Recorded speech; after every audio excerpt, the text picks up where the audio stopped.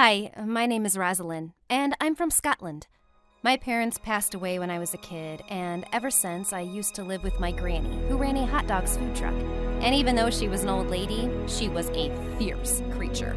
Once, when I was 8, I saw a man stealing some hot dogs, and as I started shouting, he ran for his life. Just then, Granny threw a big corn dog that hit him right in the head, and he fell to the ground face flat. And then she went and sat on him until the cops came.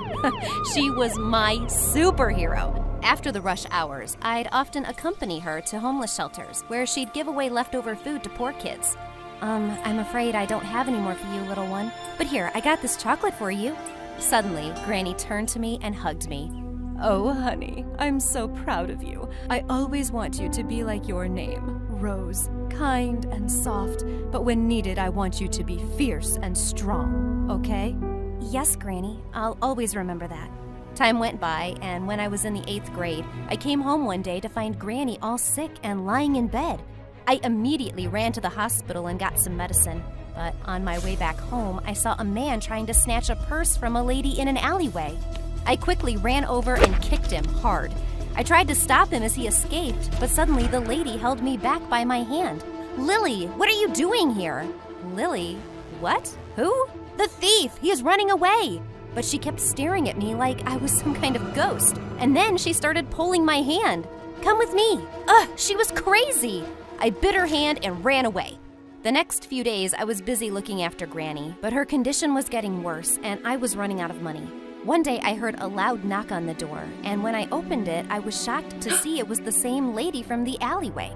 She told me her name was Emma, and she worked for a huge multinational company. But I didn't care. I was ready to kick her out.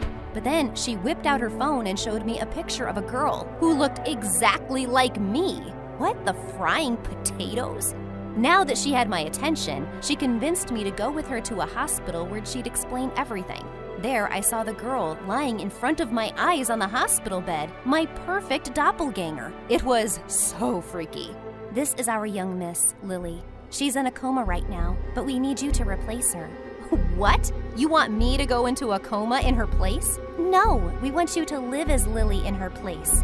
Suddenly, a tall, handsome man came in and looked at me, stunned. Oh my God, this is unbelievable. You look just like Lily. Emma was right.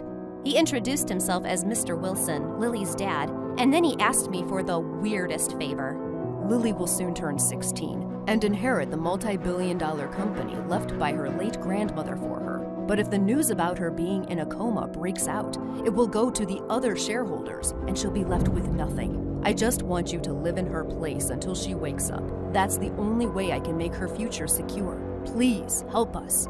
Whoa, this sounded like some really serious stuff, and I didn't want to get involved. I won't be doing this. I'm sorry. I was about to walk out when Mr. Wilson offered me a deal I couldn't refuse. I know your grandma is sick, and if you help us, I'll make sure she gets the best medical treatment. And of course I said yes, but I had no idea what trouble I was getting myself into. I had to memorize the names and details of all the people in Lily's life before I set foot into her shoes. And God, this girl had the most uncomfortable shoes. I could hardly walk in them. Remember, no one knows about this except for you, me, and Mr. Wilson, so don't tell anyone, okay? Got it. As soon as I entered the house, I saw a gorgeous woman who looked like someone from a magazine cover. It was Lily's stepmom. Freaking pumpkins! You're so pretty. Lily? What? Oh my God, you're awake? That's wonderful news. Wait, what did you just say? She looked at me a bit suspiciously, but thankfully Emma came in and rushed me away to my room.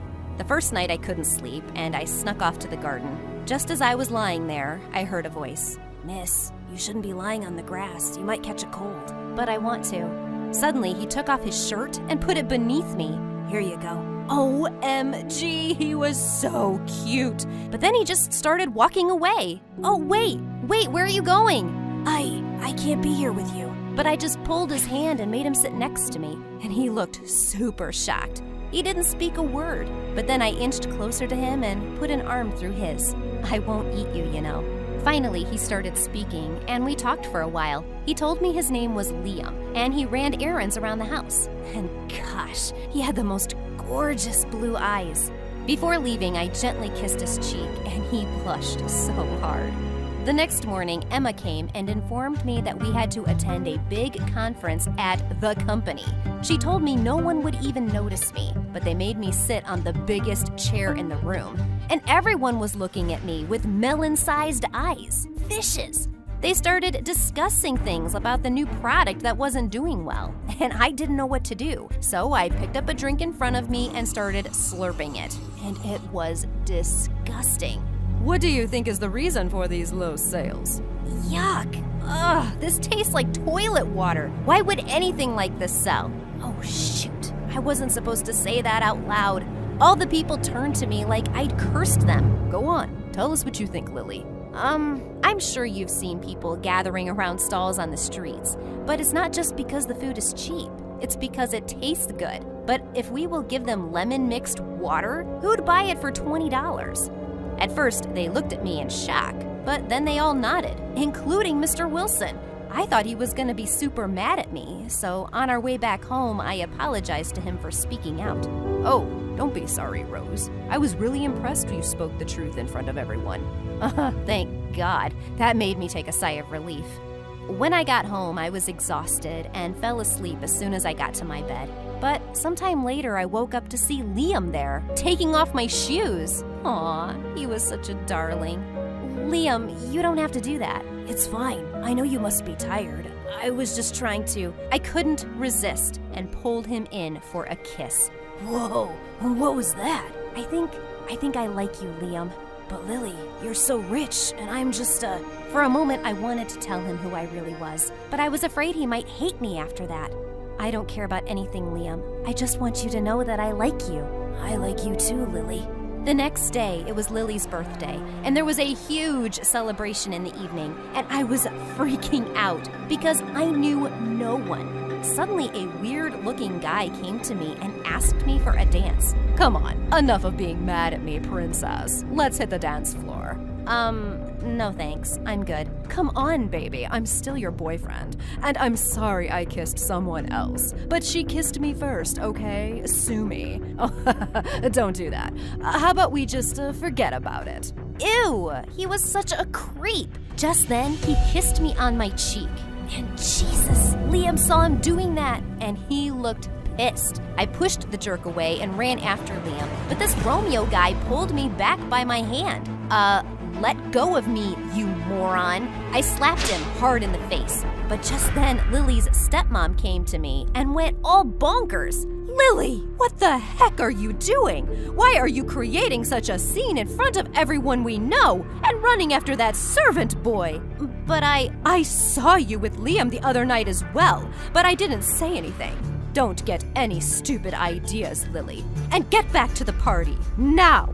Ugh, I really didn't like this woman. Later at night, I decided to sneak out and go see Liam. But just as I was climbing down the windows, I heard Lily's stepmom talking over a phone. I told you to get rid of Lily, and she's still here, roaming around. Don't you get it? I become a major stakeholder once she's gone, and then I'll have all the money and the company to myself, you idiot. OMG. I couldn't believe what I was hearing. I tried to take my phone out and record it, but I lost my balance and fell in the bushes. But now that I knew what an evil witch she was, I had to unmask her at all costs. The next day, there was a big event where everyone was gathered to sign over the company documents, and I was gonna be a freaking billionaire for a while. But just then, something bizarre happened. Stop this nonsense right now. This girl's a fraud. She's not Lily. I am. Holy moly. Lily was standing right in front of my eyes, all fine and well.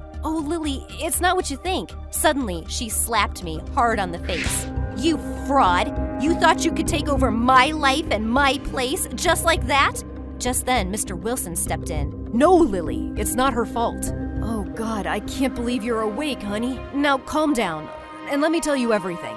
Mr. Wilson and Emma took Lily away to another room, and her stepmom glared at me. Oh, so you're some con artist, huh? I just didn't have a good feeling about you. Oh, and what about you? Trying to get rid of Lily to get all the money for yourself, you old cow. She looked at me, super shocked, and then she started screaming furiously, "Security! Throw this girl out, now, or I'm gonna have to call the police." Suddenly, the security guards came running in and threw me out of the house. No, let me go! Mr. Wilson, Emma! But they didn't hear me, and I was kicked out. I wasn't a fraud. I didn't do anything wrong. This was insane. I was just about to go back home to Granny when I remembered how she taught me to be strong and fight for what's right. So I sneaked in through the back door and went straight to where everyone was gathered. Oh, I forgot to give you a little parting gift, Mommy. What's this? Oh, don't you remember? The day you were talking on the phone with your secret friend about Lily? I recorded your conversation about how you wanted to get rid of her. Of course, I didn't record anything, but she totally bought my lie. "I'm gonna kill you, you filthy rat!" She pounced at me, but thankfully, Mr. Wilson stopped her. Enough! I can't believe you'd do that. I loved you so much and gave you everything, and you hurt my kid? How could you be so evil? What for? For the money, what else? Why else would I marry you with your stupid kid? I want all the money for myself, and what's wrong with that, huh? You know what? I'm gonna kill her right now. She ran towards Lily with a vase in her hand, and that's when I jumped in to take her down. Just then, Liam came running in to help me. Mr. Wilson immediately called the cops and had that evil woman taken away. After all the chaos, Lily came to me. "I'm so sorry for hitting you earlier, Rose. Thank you so much for everything you've done for me. And please forgive me, okay?" "It's fine, Lily. You don't have to." "No, I really owe you everything, Rose. I will make sure you are rewarded very generously. And if there's anything you ever want, you only have to ask. And I'll make sure your granny gets the best care." This was amazing. But there was still one person I had to talk to, Liam. He was standing in a corner in complete shock, and I took his hand and led him outside. I'm sorry I couldn't tell you who I really was, but I never lied to you about my feelings, Liam."